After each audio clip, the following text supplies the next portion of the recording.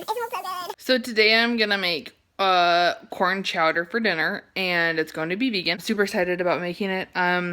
First things first, before you even start cooking, make sure that you have everything you need, obviously. So in the culinary world, that would be called mise en place, which basically is a roundabout way of saying everything in its place before you start cooking. So in the next clips, you will see how I show you what goes into the recipe. But yeah, so I'm excited. We're gonna have toast with vegan butter because I absolutely love that stuff now. It's so much better than actual butter. But yeah, there's all the pictures.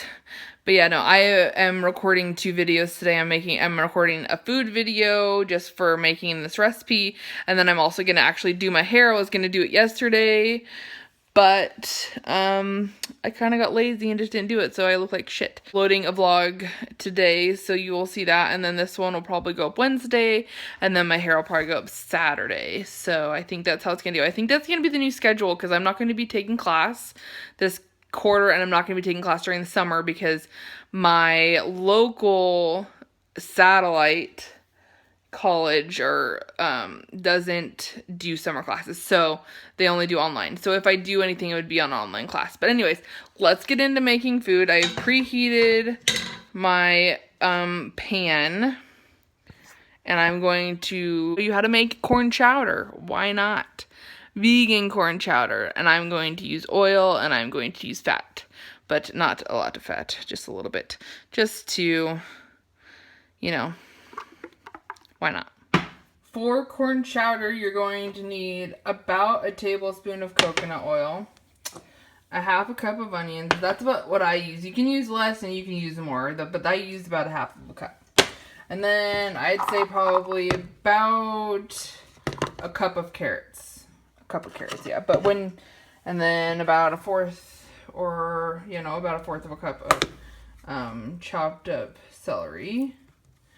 And I do 4 potatoes, and then I'm also gonna do like 3 cups of frozen corn and coconut milk instead of cream. Alright, first things first is you're gonna want a nice stock pot. It doesn't have to be deep. I mean, you want at least like a gallon stock pot to cook your food or make your soup in. I'm not sure if I'm going to need, I will probably need some vegetable stock for this, which is something that I haven't shown you, but I'm going to go ahead and put in the coconut oil. Like I said, it's about a tablespoon. You want to be able to brown the onions. So now the oil's hot enough. I vibrated. I think somebody texted me. I'm texting one of my. You want to put the onions in here, and you want them to turn brown. Oops. And I will probably just keep this going.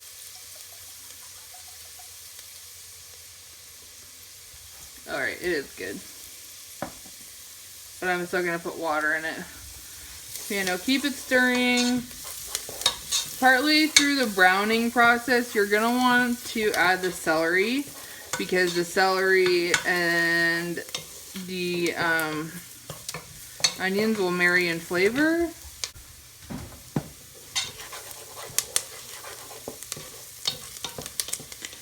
So I think I might start another channel just for food, because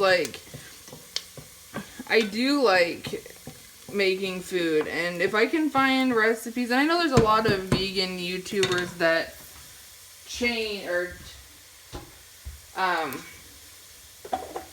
that do food vlogs. Anyways, at this point I'm going to add the celery.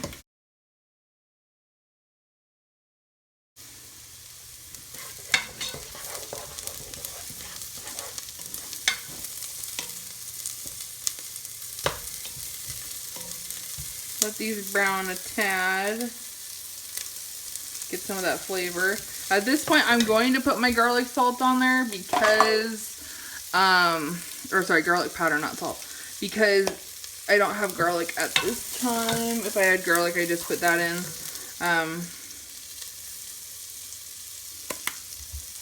We don't have garlic at the moment, and I'm broken for 2 more weeks because we have to pay rent. So, you know how that goes. I want to draw the flavors out. That's what we're trying to do. We're trying to draw the flavors out.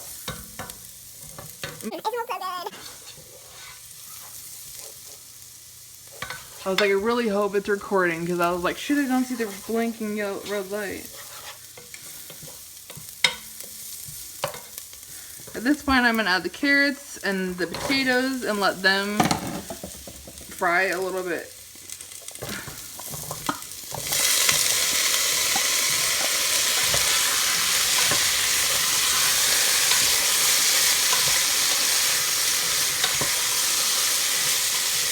Draw some of those flavors out for a hot minute. Add pepper. No, I would do a sachet, but I don't have, so this comes out really fast. These are really cute. We got them from a local shop called Wish. So if you're ever on Whidbey Island, can you see them? They're super cute, and they superly go with our theme, which is red and black, even though they're white and red. That's okay. And then I'm just going to do this because this comes out super fast. Just pinch it on. You want about, I'd say just do whatever you feel is necessary. Like, I'm pretty sure that my wife is going to add salt because that's just the way she is. I love her no matter what. And about like 4 pinches, I'd say 4 or 5 pinches.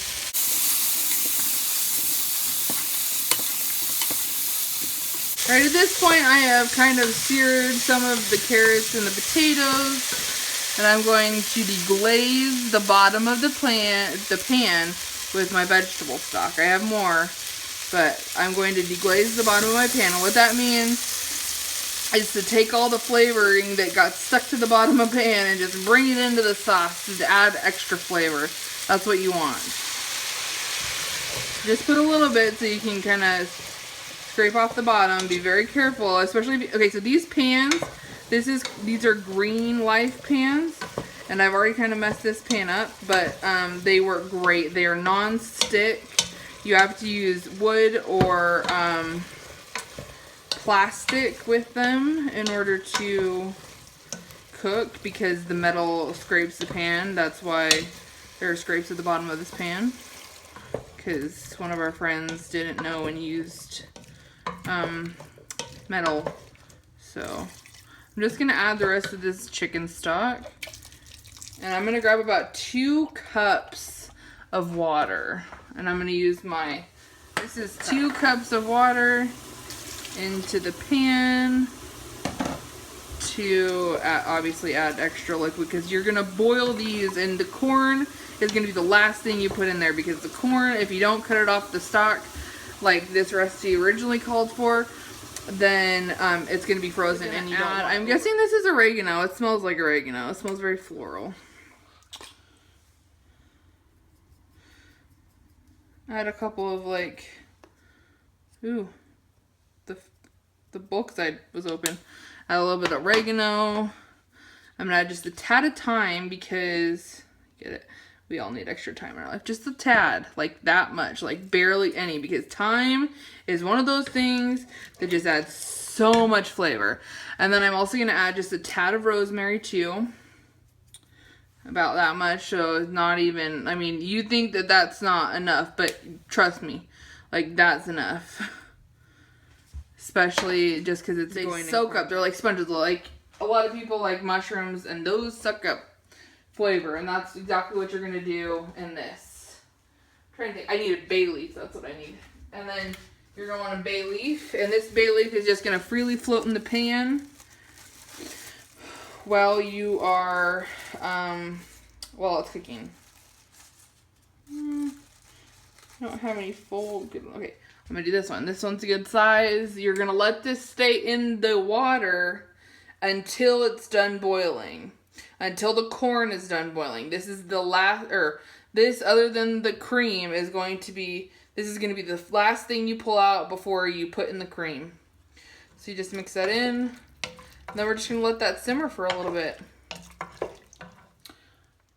For about I'd say 20 minutes or until the potatoes are nice and soft. I'm just trying to get this to, I want to eat early and go to bed early, so that's my deal. I hope this isn't upside down because there's going to be a part of my video that's going to be upside down today. So, yeah, now I'm going to turn that down to 4, which is medium heat, and I'm going to let that simmer, and then I will show you when I put the corn in.